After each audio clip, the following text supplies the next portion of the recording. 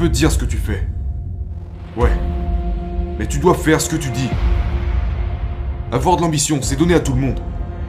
Mais ceux qui excellent sont ceux qui ont pris cette ambition et qui l'ont convertie en quelque chose de réel. À travers des milliers d'heures de travail acharné.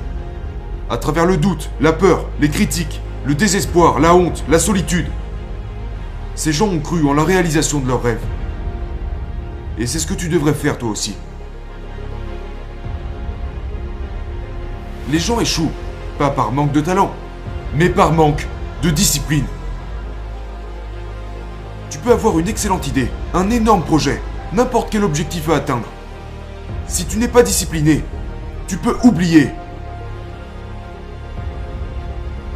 Honnêtement, es-tu capable, selon toi, de concrétiser tous tes objectifs? Tous, sans la moindre exception. Bien sûr que t'en es capable. Alors qu'est-ce qui te retient? Pourquoi t'es si pessimiste? Pourquoi tu penses au fait que tu pourrais te rater ou t'arrêter? Imagine quand tu seras devenu celui que tu veux être. Arrête de te freiner. Accélère. Une seule personne peut t'arrêter. Toi. C'est cette voie de la facilité qui t'incite à ne rien faire. C'est le mauvais modèle. Celui qui t'encourage à rester dans ton lit. Qui te chuchote que tu pourrais te reposer. Mais ce n'est certainement pas le moment de se reposer. C'est le moment de prendre une décision et de la suivre. Décide de faire de cette année la meilleure de toute ta vie et personne t'en empêche. Décide de passer de celui qu'on prend pour un fou à celui qui caractérise la réussite. Et la seule façon de réussir, c'est d'essayer, une fois de plus. Observe ton dialogue interne et discipline tes pensées. Parce que si tu ne le fais pas, ton esprit va devenir incontrôlable. Contrôle ton esprit. Ne le laisse pas dicter ta vie. Tu n'as pas à être motivé. Ne laisse juste pas tes peurs t'arrêter. Vis chaque jour comme s'il ne t'en restait plus que 10. Et je te garantis que quand tu te retourneras pour constater ce qui a été fait, tu pourras mourir en sachant que t'as bien vécu. Parce que quoi? Tu préfères ne rien faire? Laisser partir toutes ces heures en fumée? Gâcher cette seule chance d'être en vie? Qui est-ce qui t'a mis ça en tête?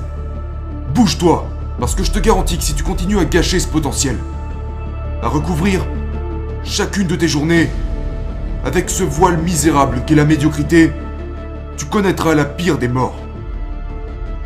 La mort, accompagnée du regret. Il y a ce mythe qui tourne autour de la loi de l'attraction. L'idée de se projeter, de visualiser, qui te permettrait de te rapprocher de ce que tu veux. Je veux que tu penses à la distinction qu'il y a entre la loi de l'attraction et la loi de l'action. Penser ne te permettra pas d'atteindre tes objectifs. Parce que comment veux-tu obtenir ce que tu veux si tu n'agis pas dans cette direction? Comment veux-tu être meilleur que les autres si tu ne travailles pas plus qu'eux? Comment veux-tu devenir célèbre si tu ne fais rien d'extraordinaire? Tu veux devenir extraordinaire? Fais des choses extraordinaires. La connaissance ne confère pas la capacité d'agir. Connaître ne suffit pas. Il faut savoir appliquer. La volonté ne suffit pas. Il faut savoir agir. Les gens sont dans la normalité. Tu dois entrer dans la normalité. Dans ce monde, il y a deux et seulement deux catégories de personnes. Il y a ceux qui gagnent et ceux qui perdent. C'est dur de gagner. Ça demande des sacrifices, beaucoup de temps et d'efforts. Mais tu sais quoi? C'est encore plus dur de perdre. Parce que quand tu finis par accepter l'idée que tout ce à quoi tu touches s'effondre, tu finis par t'effondrer. Il est grand temps de changer. Fini de passer pour un perdant. Fini de se laisser marcher dessus. Fini de se contenter de la médiocrité. Si quelque chose doit perdre, c'est ta zone de confort. Oublie les autres. Pense à toi. Oublie les autres. Travaille sur toi.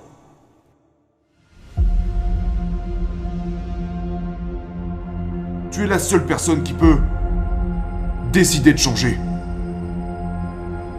Et souviens-toi que tu dois savourer le projet autant que l'accomplissement lui-même. Parce que la vie est trop courte pour qu'on la gaspille inutilement.